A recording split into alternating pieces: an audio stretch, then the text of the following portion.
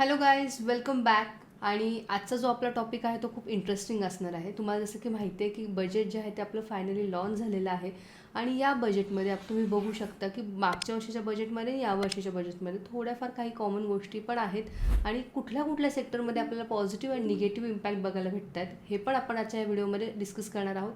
So video जो आहे तो शेवटपर्यंत बघायला विसरू नका. आपण प्रत्येकजणच काही ना काहीतरी फायनान्शियल प्लॅनिंग करत असतो एव्हरी इयर एव्हरी मंथ, की मला आपल्या इन्कमच्या अकॉर्डिंग एवढे एवढे एक्सपेन्सेस करायचे, तेवढे एवढे सेव्हिंग झाले पाहिजे. हे आपण प्रत्येकजण काही ना काहीतरी प्लॅन जो आहे तो करत असतो. तसंच आपल्या देशाचं पण बजेट जे आहे ते प्रत्येक वर्षी लॉन्च होतं, ज्याच्यामध्ये आपला इन्कम किती झालेला आहे किंवा त्याच्या अकॉर्डिंग आपल्याला एक्सपेन्सेस किती करायचे आहेत हे खूप मोठ्या लेवलवरती प्लॅनिंग जे आहे ते केलं जातं. जर तुम्ही यावर्षीचं बजेट जर नीट बघितलं असेल ना, तर तुम्हाला एक गोष्ट जाणवली असेल की ह्या वर्षीसुद्धा आपण एक फिस्कल डिफिशिएटमधून जातो आहे. म्हणजेच काय की आपला जो गव्हर्नमेंट रेव्हेन्यू आहे तो आहे 36.5 लाख करोड रुपीजचा. आणि जी आपला एक्सपेन्सेस आहे, ठीक आहे, जो आपला एक्सपेन्सेस आहे तो आहे 53.5 लाख करोड रुपीजचा. म्हणजे काय की एक्सपेन्सेस जास्त आहे इन्कमपेक्षा. जेव्हा ही सिच्युएशन क्रिएट होते त्याला आपण फिस्कल डिफिशिएट असं म्हणू शकतो. जेव्हा आपल्याला गरज असते तेव्हा आपण होम लोन किंवा कार लोनसाठी अप्लाय करतो, ठीक आहे. तसंच देशाला सुद्धा जेव्हा एका फायनान्सची गरज असते तेव्हा आपल्या कंट्रीसुद्धा एक लोन अप्लाय करते.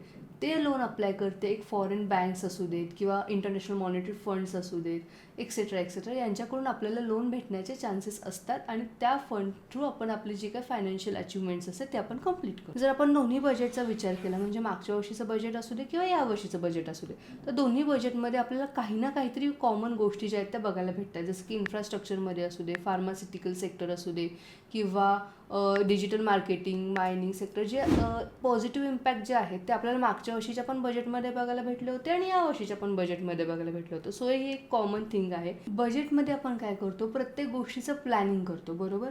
सो बजेटमध्ये आपण जर फॉर एक्झाम्पल इन्फ्रास्ट्रक्चरचं जर घ्यायचं झालं तर इन्फ्रास्ट्रक्चरमध्ये आपण काय काय डिसाईड करतो, बाबा आज रस्त्यांचं काम करायचं झालं किंवा एअरपोर्ट बांधायचं झालं, अशा वेगवेगळ्या पद्धतीने आपण काही ना काहीतरी सेक्टरल प्लॅनिंग करत असतो, बरोबर.